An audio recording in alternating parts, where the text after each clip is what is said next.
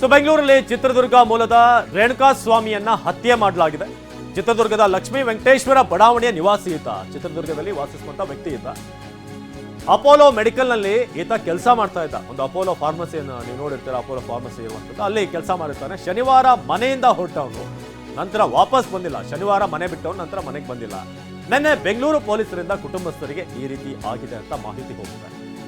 ರೇಣುಕಾ ಸ್ವಾಮಿ ಶವವಾಗಿ ಪತ್ತೆ ಆಗಿರೋದಾಗಿ ಅವರ ತಂದೆ ತಾಯಿಗೆ ಇಲ್ಲಿಂದ ಕಾಮಾಕ್ಷಿಪಾಳ್ಯ ಸ್ಟೇಷನ್ ಕರೆ ಹೋಗುತ್ತೆ.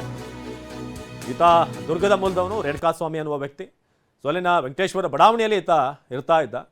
ಅಪೋಲೋ ಒಂದು ಮೆಡಿಕಲ್ ಶಾಪ್ನಲ್ಲಿ, ಫಾರ್ಮಸಿಯಲ್ಲಿ ಈತ ಕೆಲಸ ನಿರ್ವಹಿಸ್ತಾ ಇದ್ದ. ಆದರೆ ಅಲ್ಲಿಂದ ಆತನನ್ನು ಇಲ್ಲಿಗೆ ಬೆಂಗಳೂರಿಗೆ ಕರೆಸ್ಕೊಳ್ಳಲಾಗಿದೆ. ಆರಂಭದಲ್ಲಿ ಒಂದಷ್ಟು ಆತನಿಗೆ ಬೆದರಿಸುವಂಥದ್ದು ಕೂಡ ಆಗಿದೆ ಅನ್ನೋದರೆಲ್ಲ ಕೂಡ ಅಪ್ಡೇಟ್ ಇದೆ. ಸೊ ನಮ್ಮ ಚಿತ್ರದುರ್ಗದ ಪ್ರತಿನಿಧಿ ಬಸವರಾಜ್ ಈ ಬಗ್ಗೆ ಹೆಚ್ಚಿನ ಮಾಹಿತಿಯನ್ನು ನೀಡ್ತಾರೆ. ಬಸವರಾಜ್, ಈ ಕೊಲೆ ಆದಂಥ ರೇಣುಕಾ ಸ್ವಾಮಿ ಹಿನ್ನೆಲೆಯನ್ನು, ಏನು ಕೆಲಸ ಮಾಡ್ತಿದ್ದೆ, ಎಲ್ಲಿ ವಾಸಿಸ್ತಾ ಇದ್ದಿದ್ದು ಅಂತ? ಅವಿನಾಶ್, ರೇಣುಕಾ ಸ್ವಾಮಿ ಚಿತ್ರದುರ್ಗ ನಗರದ ತುರಡೂರು ರಸ್ತೆಯಲ್ಲಿರ್ತಕ್ಕಂಥ ಲಕ್ಷ್ಮೀ ವೆಂಕಟೇಶ್ವರ ಬಡಾವಣೆ ನಿವಾಸಿ. ಇವ್ರ ತಂದೆ ಬೆಸ್ಕಾಂನ ರಿಟೈರ್ಡ್ ಎಂಪ್ಲಾಯ್ ಆಗಿದ್ದಾರೆ. ಈ ವ್ಯಕ್ತಿ ರೇಣುಕಾ ಸ್ವಾಮಿ ಚಿತ್ರದುರ್ಗದ IDP ಬಡಾವಣೆಯಲ್ಲಿರ್ತಕ್ಕಂಥ ಅಪೋಲೋ ಮೆಡಿಕಲ್ ನಲ್ಲಿ ಕೆಲಸ ಮಾಡ್ತಿರ್ತಕ್ಕಂಥ ವ್ಯಕ್ತಿ. ಇವರು ಇತ್ತೀಚೆಗೆ ಈತನ ಮದುವೆ ಕೂಡ ಆಗಿತ್ತು. ಮನೆಯವರು ಗರ್ಭಿಣಿ ಕೂಡ ಇದ್ದಾರೆ ಸದ್ಯ.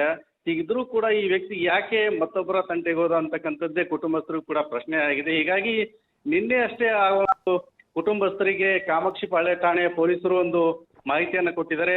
ರೇಣುಕಾ ಸ್ವಾಮಿ ಬೆಂಗಳೂರಿನ ಚರಣ್. ಬಸವರಾಜ್, ನನ್ನ ಧ್ವನಿ ಕೇಳಿಸ್ತಿದ್ಯಾ?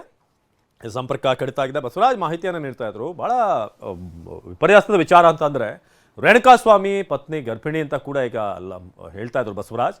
ಹಾಗೇನೆ ಇವರು ತಾವಾಯ್ತು ತಮ್ಮ ಕುಟುಂಬ ಅನ್ನೋ ರೀತಿಯ ಒಂದು ಮಿಡಲ್ ಕ್ಲಾಸ್ ಫ್ಯಾಮಿಲಿ, ಆಲ್ಮೋಸ್ಟ್ ಏನು ಒಂದು ಮೆಡಿಕಲ್ನಲ್ಲಿ ಕೆಲಸ ಮಾಡಿಕೊಂಡು ರೇಣುಕಾ ಸ್ವಾಮಿ ಇದ್ದಂಥದ್ದು. ಆದರೆ ಈ ವ್ಯಕ್ತಿ ಯಾಕೆ ಸೋಷಿಯಲ್ ಮೀಡಿಯಾದಲ್ಲಿ ಸಿಕ್ಕಾಪಟ್ಟೆ ಕಮೆಂಟ್ಗಳು ಬರ್ತಾ ಇರ್ತವೆ, ಬೇರೆ ಬೇರೆ ರೀತಿಯಂಥ ಅಭಿಪ್ರಾಯಗಳು ವ್ಯಕ್ತವಾಗ್ತಾ ಇರ್ತವೆ.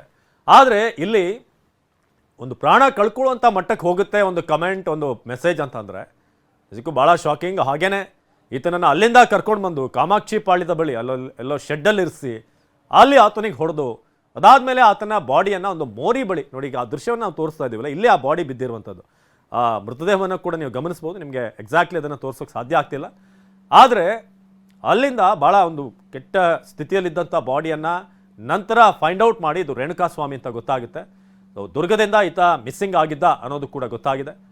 ಸೊ ಈತನದ್ದೇ ದೇಹ ಅಂತ ಗೊತ್ತಾದ ಮೇಲೆ ಪೊಲೀಸರು ಕೂಡ ಮಾಹಿತಿಯನ್ನು ಅವರ ತಂದೆ ತಾಯಿಗೆ ತಿಳಿಸ್ತಾರೆ. ಈ ರೀತಿ ನಿಮ್ಮ ಮಗ ಏನಾದರೂ ಮನೆಯಿಂದ ಮಿಸ್ಸಿಂಗ್ ಇದ್ದಾನೆ, ನೋಡಿ ಈ ರೀತಿಯ ಮರ್ಡರ್ ಆಗಿದೆ ಅನ್ನೋದು ನಂತರ ಗೊತ್ತಾಗುತ್ತೆ. ಈಗಾಗಲೇ ಅವರ ತಂದೆ ತಾಯಿ ಕೂಡ ಕಾಮಾಕ್ಷಿಪಾಳ್ಯ ಸ್ಟೇಷನ್ಗೆ ಆಗಮಿಸಿದ್ದಾರೆ. ಈಗ ಅಪೋಲೋ ಮೆಡಿಕಲ್ನಲ್ಲಿ ಕೆಲಸ ಮಾಡ್ತಿದ್ದಂಥ ವ್ಯಕ್ತಿ ಈತ ಪವಿತ್ರ ಗೌಡಗೆ ಏನೋ ಮೆಸೇಜ್ ಮಾಡುವಂಥ ವಿಚಾರದಲ್ಲಿ, ಹಾಗೇನೆ ಕಮೆಂಟ್ಗಳನ್ನು ಕೂಡ ಈತ ಕೆಟ್ಟದಾಗಿ ಮಾಡ್ತಾ ಇದ್ದ ಅನ್ನೋದು ವಿಚಾರ.